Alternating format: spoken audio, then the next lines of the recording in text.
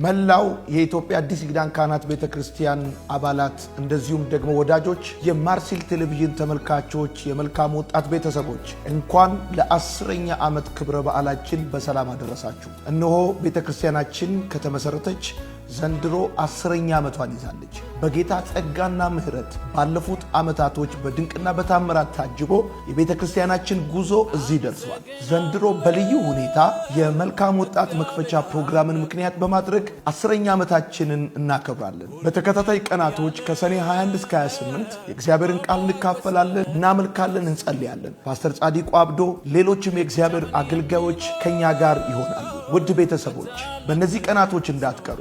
ላለፉት 10 ዓመታት ለኔና ለአገልግሎቴ እንደዚሁም ለቤተ ክርስቲያናችን ስትጸልዩ የነበራችሁ በገንዘባችሁ በጉልበታችሁ በእነዚህ ውጣውረድ በሞላባቸው ዓመታቶች ውስጥ ከኛ ጋር ለነበራችሁ ሁላችሁ መልእክት ይደርሳችሁ እንዳትቀሩ። እግዚአብሔርን ከፍ እናደርጋለን። የቆምንበት ዓለት ብለን ጌታን እናመሰግናለን።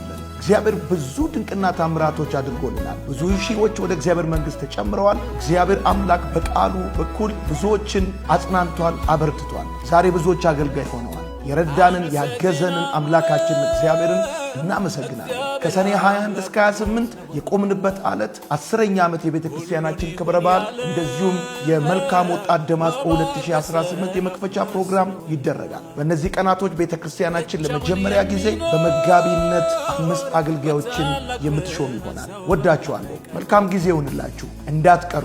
ረድቶናል፣ ይረዳናል። የቆምንበት ዓለት ዛሬም ጽኑ ነው። እስከ ለዘላለምም ደግሞ እንቆምበታለን። ወዳችኋለሁ።